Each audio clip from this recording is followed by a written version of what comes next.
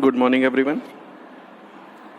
We have studied LCR circuit and resonance condition of LCR circuit. And in previous class, we were discussing about quality factor and sharpness of resonance. So sharpness is simply the variation or the deviation from the resonant frequency and the corresponding current variation or the current amplitude variation. So in previous class we were derived expression for quality factor, and that was Q factor. Q is equals to, as we know, according to definition, resonant frequency divided by the difference of two frequencies at which the current becomes 1 by root 2 times the peak value of current. So it is omega 1 minus omega 2 divide. Or it can be written as omega r divided by, it is the symbol for resonant frequency, 2 delta omega, where 2 delta omega is completely the bandwidth, not delta omega. 2 delta omega is the bandwidth. So we have derived an expression Q is equals to omega r resonant frequency multiplied by L divided by R. So this we have got in our previous calculations. So now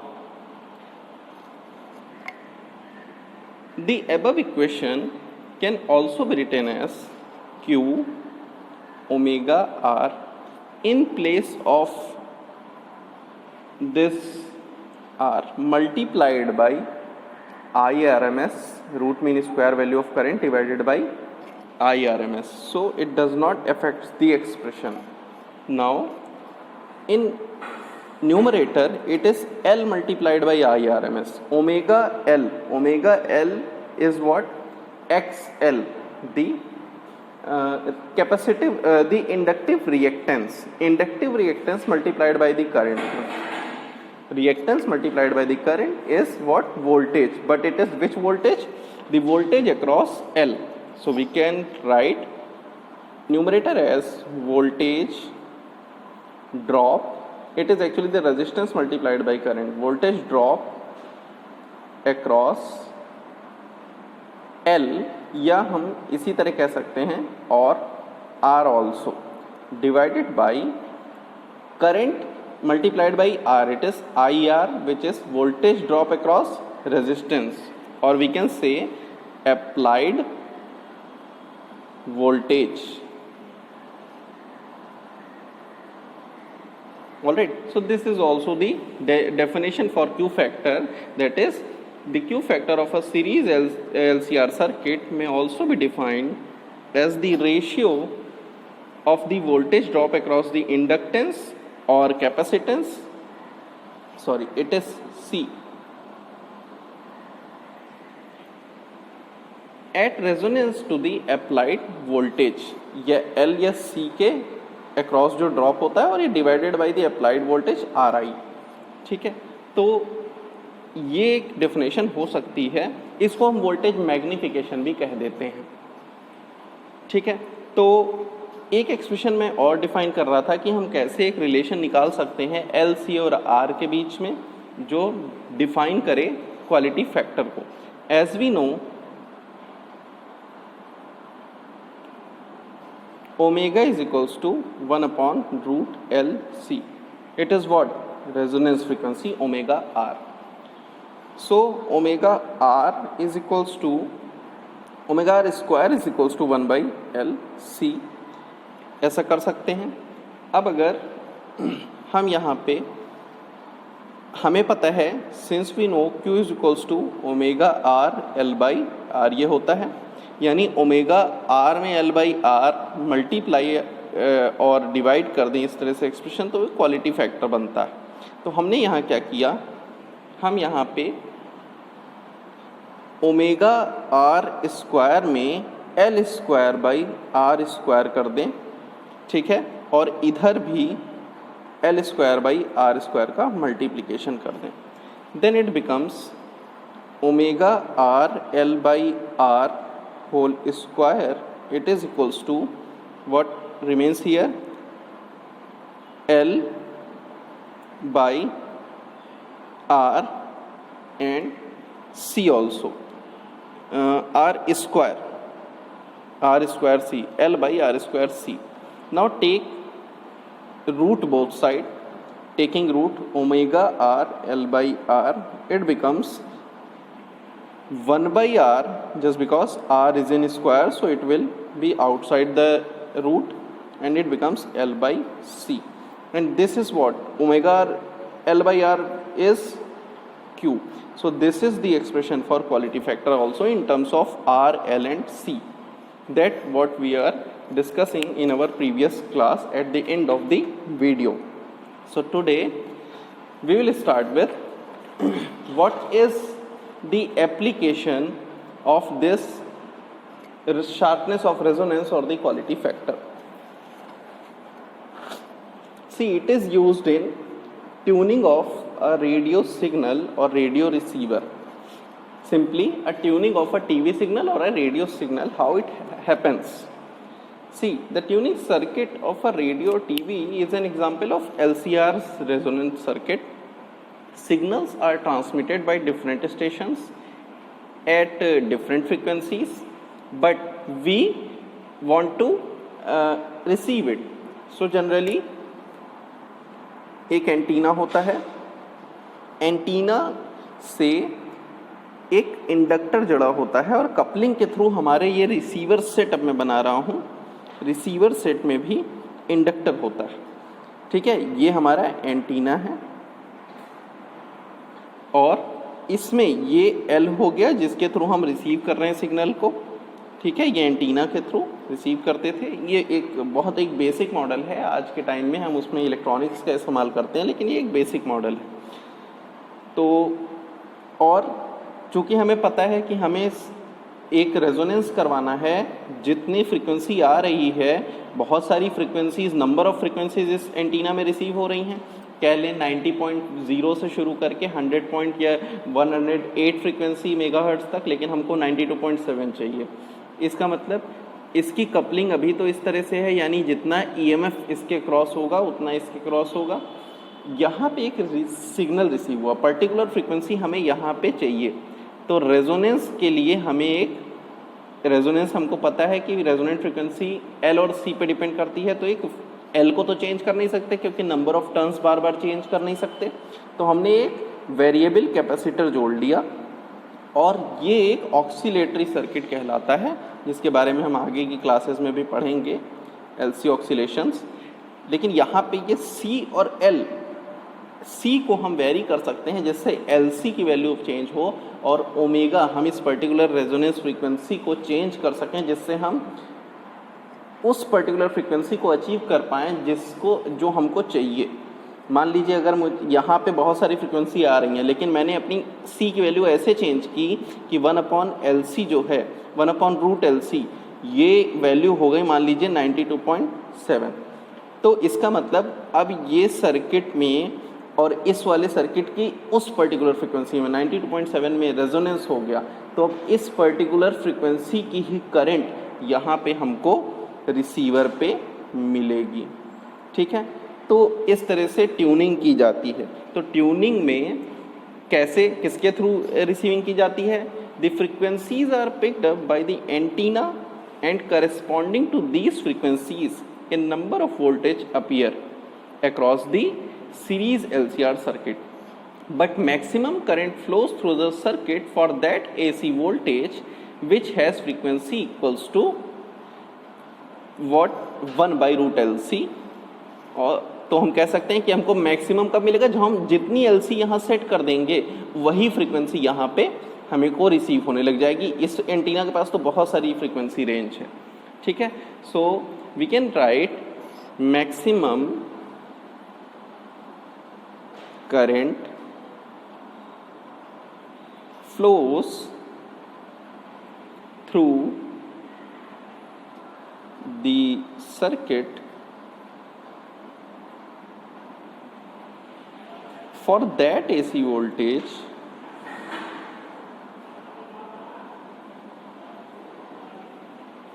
which has frequency equal to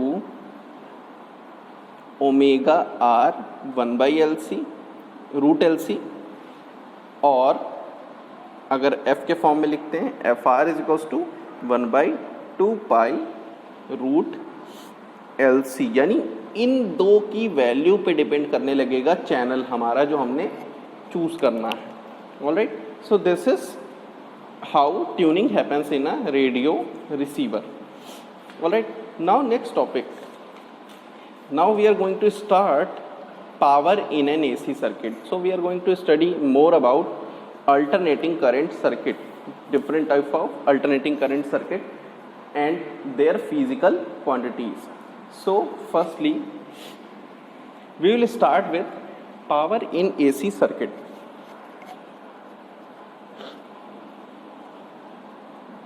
As we know, the rate at which electrical energy is consumed in an electric circuit is called its power. But in direct current, as we already know from our basic knowledge, that in direct current, when voltage is direct voltage and current is also a fixed current, then the power is equals to voltage into current V into I, and that was okay with DC circuit. But here in alternating current circuit, the current is continuously varying and voltage is also varying, so we cannot calculate it using V into I. We need, or we can calculate only the instantaneous power, or we can calculate the power for a particular time interval or particular cycle of time. So we need instantaneous voltage and instantaneous current. So for an AC circuit, we define instantaneous power as the product of the instantaneous voltage and instantaneous current. So as we know, the voltage and current is product of or the dependent to time. So suppose in an AC circuit, voltage E is equals to E naught sin omega t, and current, consider this current to be lagging behind the voltage with angle phi or the phase angle phi. So instantaneous value of the current will be I naught sin omega t, just because current is lagging, minus phi. We have considered it.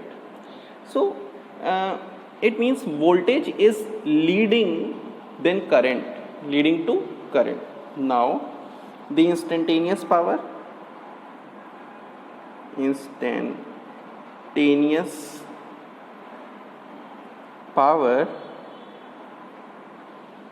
is given by instantaneous value of voltage multiplied by instantaneous value of current. Multiply it, it will be E naught I naught sin omega t sin multiplied by sin omega t minus phi. See, here we can make it by multiplying 2 and dividing 2, E naught I naught by 2 sin omega t sin omega t minus phi. Alright, so this becomes E naught I naught by 2, and it is actually an standard trigonometric relation, which is 2 sin A sin B, which can be cos A minus B minus cos A plus B. Alright, so we will use it. Now put the values. 2 sin A sin B, so cos A minus B, A is omega t, minus minus plus phi, so only phi will remain, and we have to make a bracket, minus cos AB minus cos A plus B, omega t plus omega t minus phi. So this will be 2 omega t minus phi. So this is the relation. Now we will, just because we have got the value of power, it is instantaneous power. So what about the average power for a complete cycle? So for a complete cycle,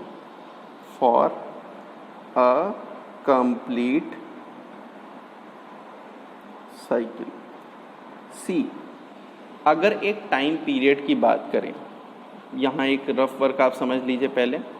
एक complete cycle एक time period में, एक particular time period का मतलब होता है, अगर cosine wave है या साइन वेव है, साइन हो या कोसाइन हो, मान लीजिए कोसाइन वेव है तो यहाँ से शुरू होती है, यहाँ पे ये पर्टिकुलर और ये, यानी उसने π/2 या 0 टाइम पे यहाँ से शुरू किया, देन इट इज़ 0 और ये हमारा हो जाएगा π/2, फिर यहाँ पाई, फिर ये 3π/2 और ये 2π।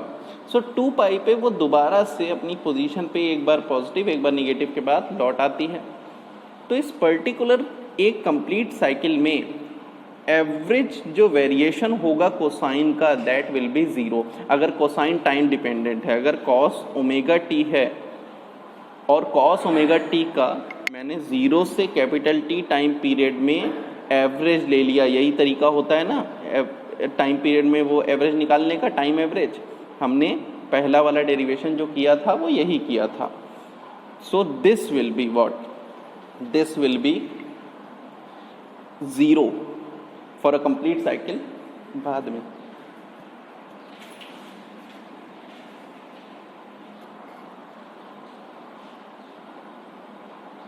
zero to t cos omega t dt by 0 to t dt, and it becomes 0 only. So for a complete cycle 0, इसका मतलब अगर टाइम डिपेंडेंट कोसाइन है तो ये 0 होता है। तो यहाँ पे एवरेज पावर डिसिपेटेड पर cycle will be average of this much, average of this power. So how will be the average of this power vary? See, ये वाला तो टाइम डिपेंडेंट नहीं है कोसाइन, तो यहाँ पे तो ये वैल्यू टाइम के साथ चेंज नहीं करेगी, लेकिन this becomes, just because this is time dependent, this will become 0 for a complete cycle. So this will be 0. So average power dissipated per cycle will be E not I not by 2 तो रहेगा ही, और bracket में केवल cosine phi term बचेगा.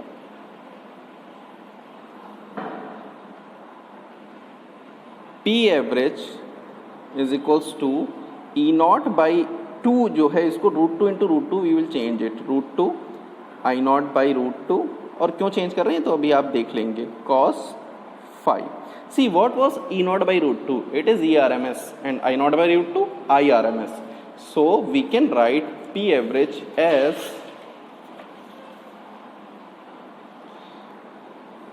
P average is equals to, just because E naught by √2 हो गया, multiplied by I naught by √2 and multiplied by cos 5. So P average is equals to, it is ERMS IRMS cos 5.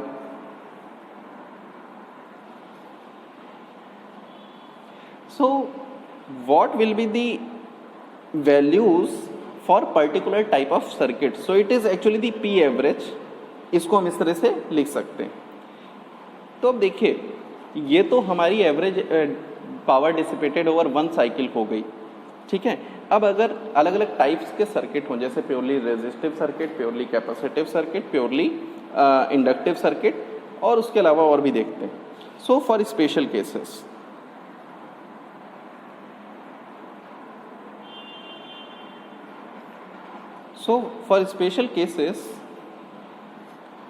first one is pure resistive, means the impedance is nothing but R, pure resistive.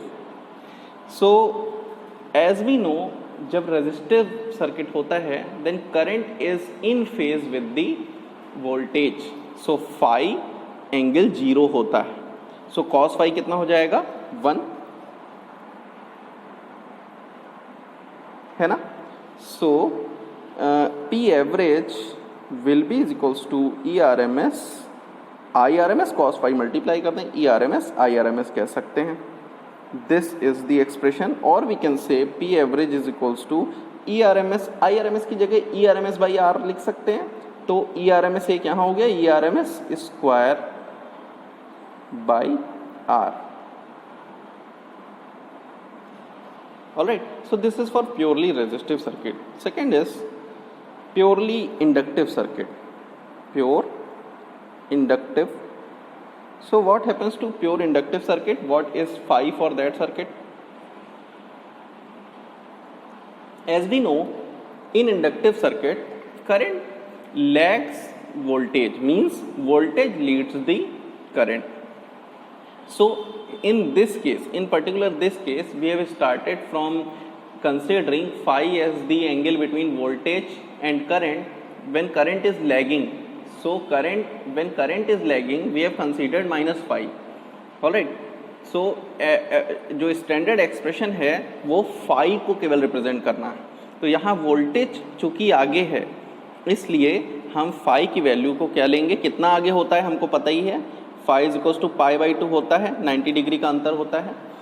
Just because we are considering in with respect to voltage, तो हम क्या कहेंगे, voltage lead कर रहा है तो plus pi by 2, ठीक है। हम यहाँ क्योंकि वोल्टेज को रिस्पेक्ट में हम सारी बातें कर रहे हैं। So P average will be E R M S I R M S cos pi by 2, और कॉस पाई बाई 2 कितना होता है 0, so this becomes 0। Alright, so average power consumed in an inductive circuit over a complete cycle is 0. Average power consumed over a complete cycle for an inductive circuit is 0.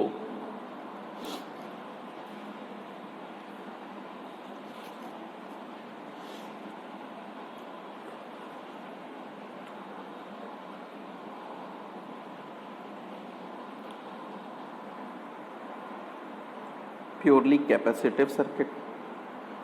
We all know that in that particular case current leads the voltage or voltage lags the current.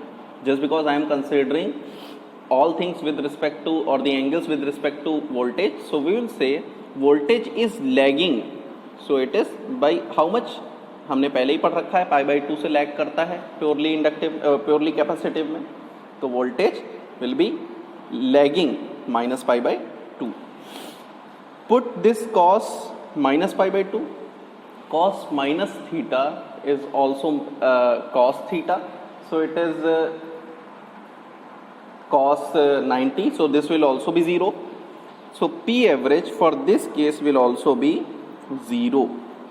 So we can also write average power consumed over a complete cycle for a purely capacitive circuit is also 0. Now series LCR circuit, fourth one is series LCR. See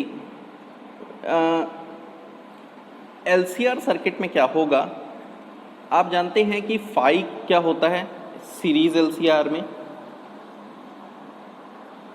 phi होता है XL minus XC by R, अगर आपको याद हो XC by R, tan phi is equals to impedance triangle, अगर आपको याद हो।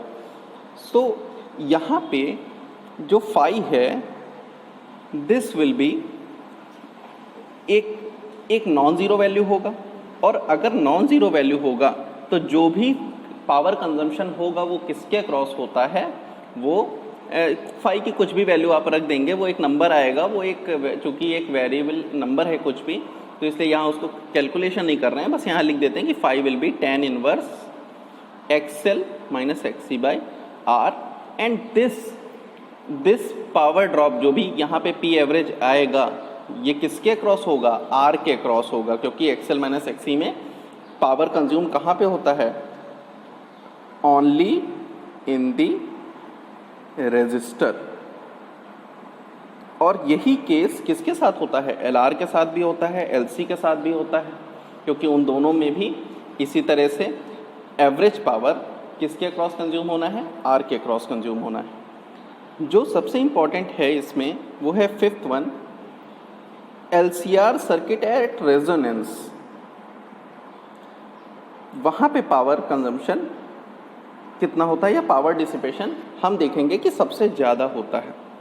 एज एट रेजोनेंस क्या होता है? एक्सएल एक्सी के बराबर होता है, यहीं पे रेजोनेंस होता है, XL is equals to XC. So this हमने पढ़ा था, this becomes a purely resistive circuit at resonance. क्यों? क्योंकि वहाँ पे केवल आर पे डिपेंड करता है ना, क्योंकि वो एक इम्पिडेंस उसका आर के इक्वल आ जाता है।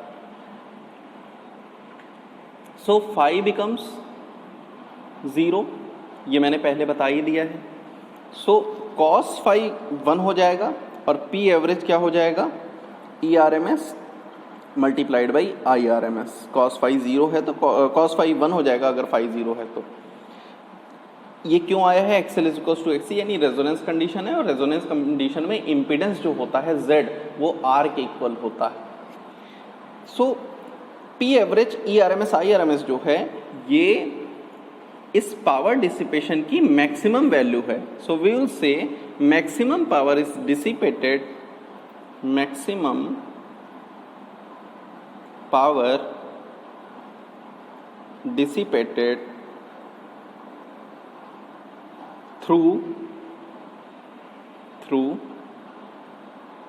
किसके थ्रू होगा? आर के थ्रू होगा। इन रेजोनेंस या एट रेजोनेंस कह लेते हैं, एट रेजोनेंस।